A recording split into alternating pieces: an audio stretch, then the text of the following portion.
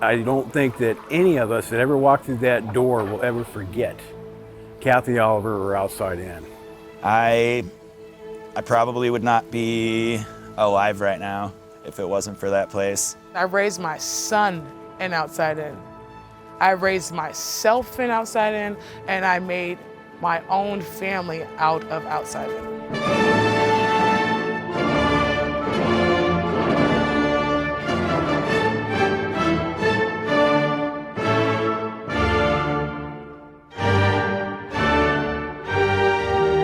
I think Outside In has always addressed the pressing issues of the day.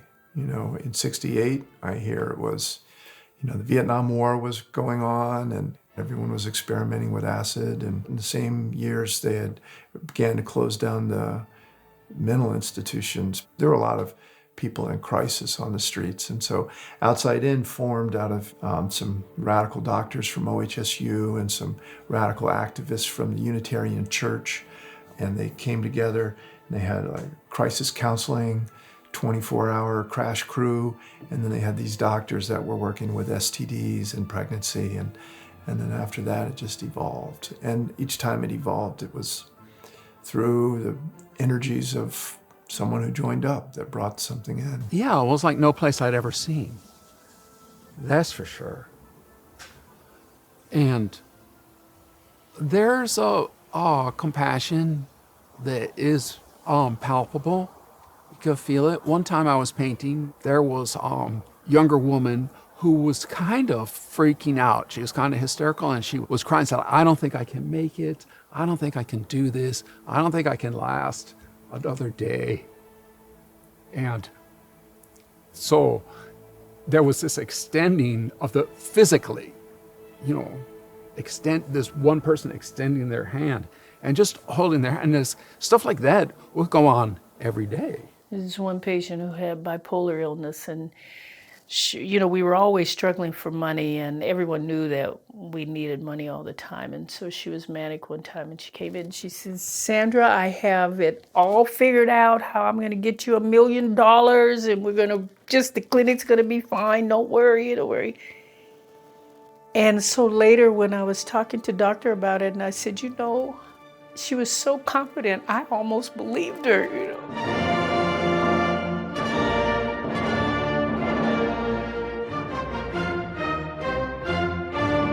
It became focused on homeless youth while I was there, maybe a year and a half or 2 years in.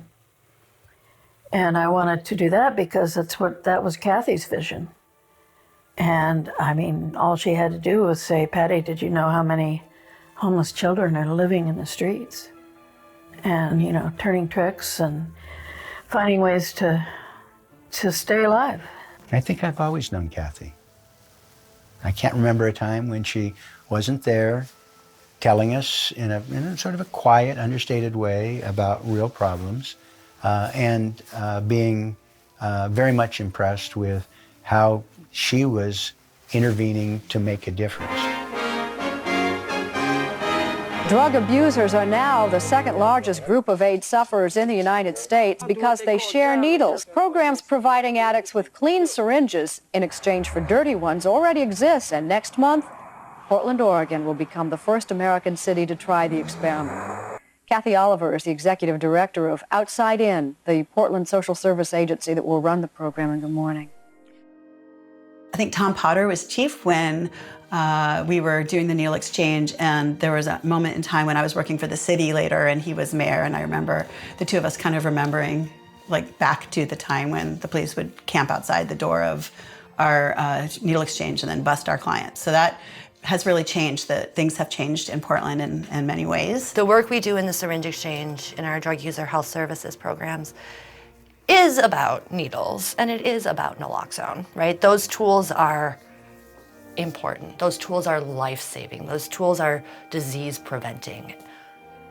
But more importantly, it's those connections that we build, and providing people that dignity and that respect gives them hope. Oh yeah, Outside In I always think of Outside In as like this little factory of health on the river of suffering, So it's just like, it has a constant stream of things to work with. Yeah, I mean, Kathy is definitely, has devoted her life to Outside In, and was very noble for her to be doing that.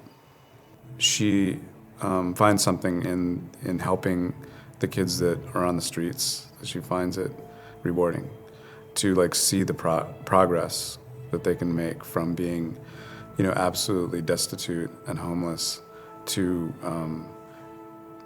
growing into people that can make their way.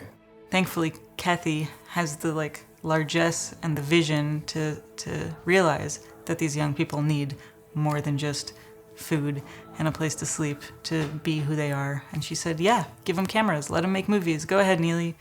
I don't know what you're doing exactly, but do it. And that's how Outside the Frame was born. I mean, we even stole their name. When I could finally walk away from Outside In humble and grateful for everything that they ever did for me is what makes me continue to strive to be my best. If it wasn't for Outside In, I don't think that today I would, first, not be homeless. Second, not be responsible. Third, not be as loving and humble as I am today. But there's so much, that she gave us, and just the whole program. Confidence in ourselves. Just the ability to get up the next day and keep going. And, the encouragement and knowing that we actually mattered, that we had a place in this world, that we did belong, that we weren't just throwaways or rejects or, something to pound on, that we were more than that. She did that for us. It wasn't just for myself, but every kid that walked in that door.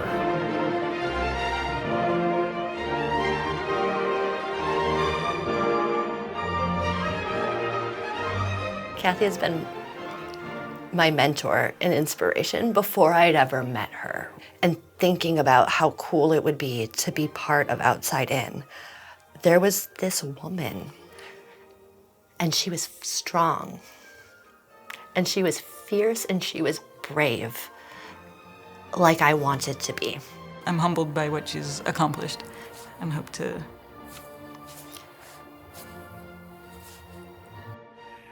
I'm not a religious person, and I never have been, but if there are such things as angels, Kathy Oliver is definitely an angel.